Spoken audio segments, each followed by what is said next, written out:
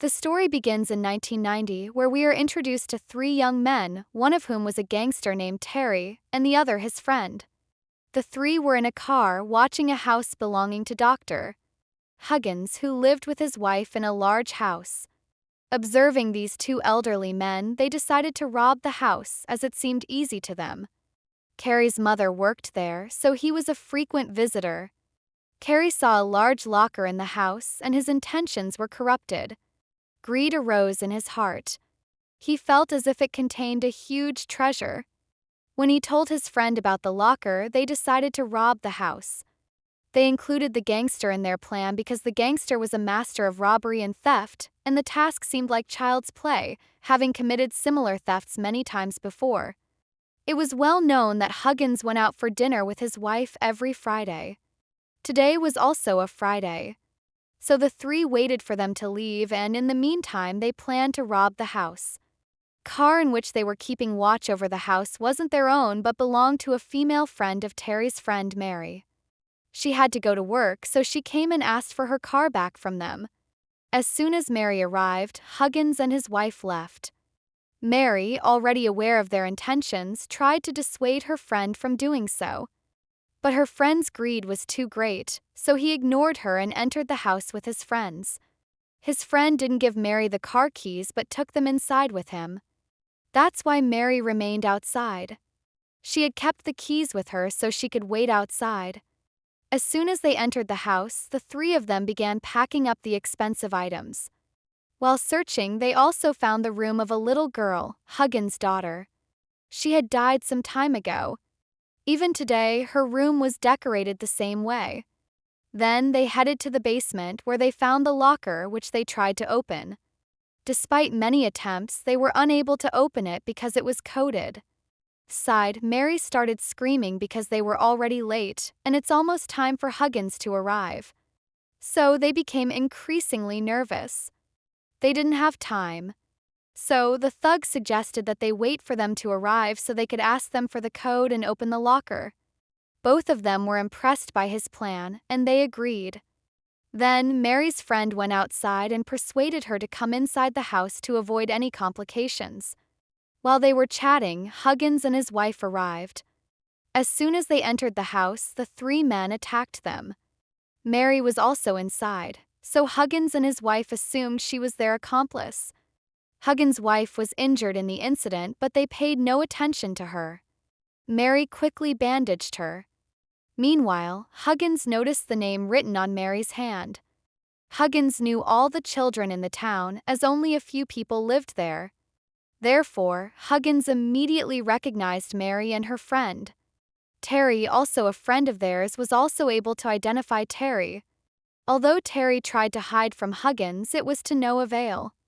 Because the thug wasn't from the town, he escaped Huggins's notice and remained undetected. Together, the three men tied Huggins and his wife with ropes and began executing their plan. When they were taking Huggins' credit card, Terry inadvertently blurted out the thug's name, which Huggins also heard. This meant that they had gradually come to know him.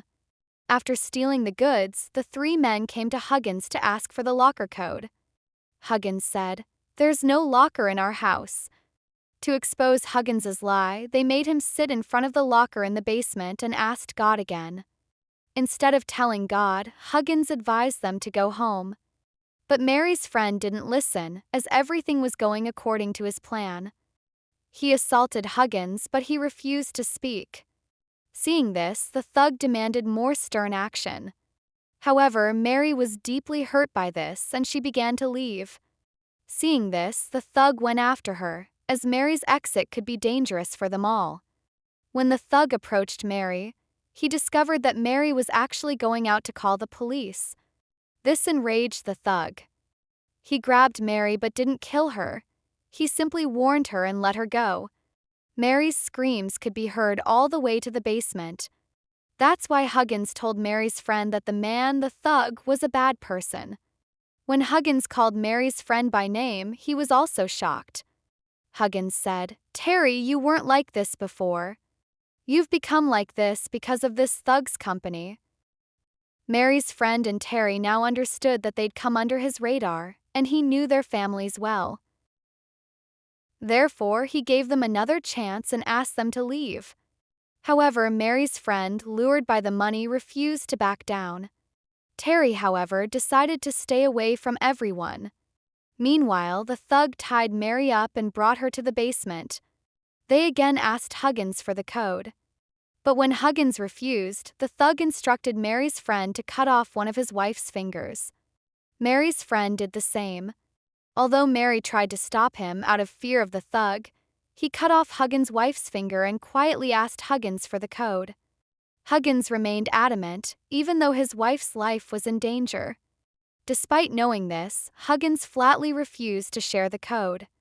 They were at a loss to understand why Huggins, if he willingly gave up the money, wasn't revealing the locker's code. What kind of treasure was hidden inside? Mary's friend also wanted to know the same secret. So this time he ignored the thug's advice and attacked him. A fierce fight ensued, but Terry didn't support either of them. In the ensuing scuffle, the thug stabbed Mary's friend, leaving him wounded and falling to the ground. The thug himself handled the situation. Agnes had already realized the thug was a dangerous man.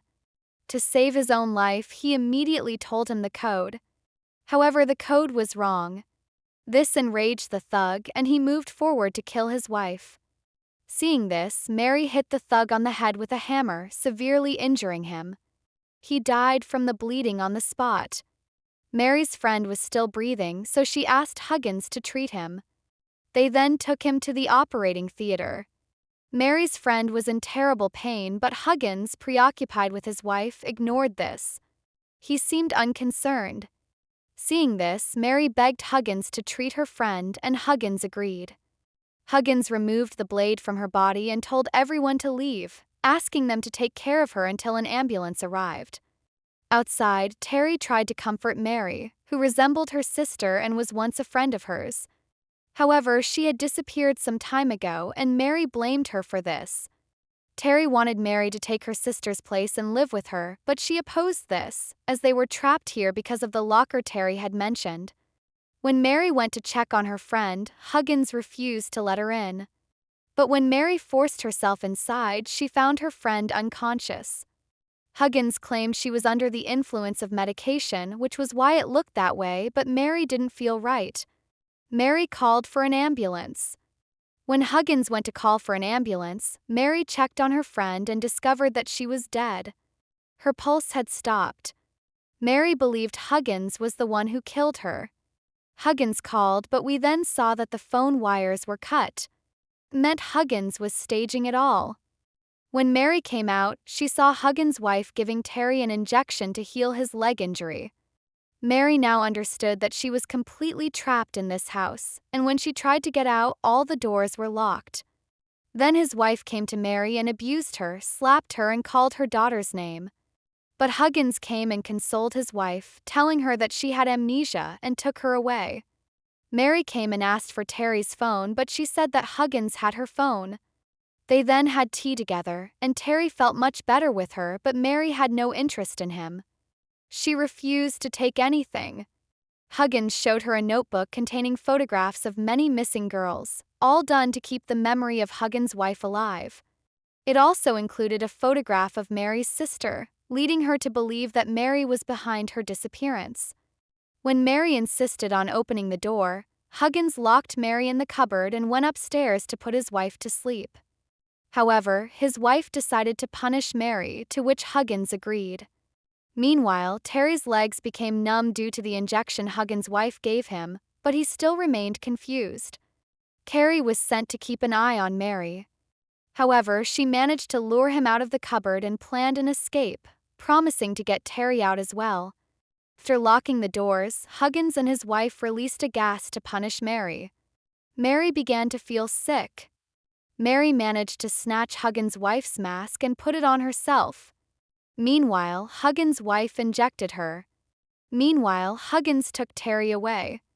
Mary locked Huggins' wife in a room with her. However, Huggins cut a finger while trying to save his wife.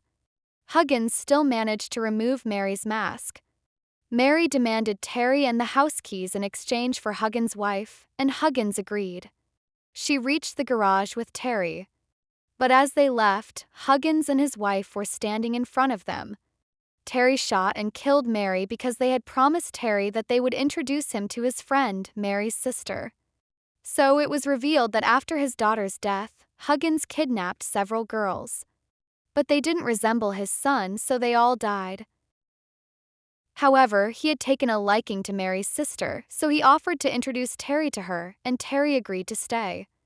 A week later, Terry's mother came to their house asking about Terry, and they both refused. But then we saw them burying a corpse that belonged to none other than Terry, as she was the mastermind behind the burglary. Through all this, they took revenge by killing Terry, who had lied to them. The truth was that they killed Mary's sister after the other girls because they were mentally unstable and had become addicted to killing so many people. With this sad ending, the film concludes. Subscribe to Movo Reels, where every movie tells its story again.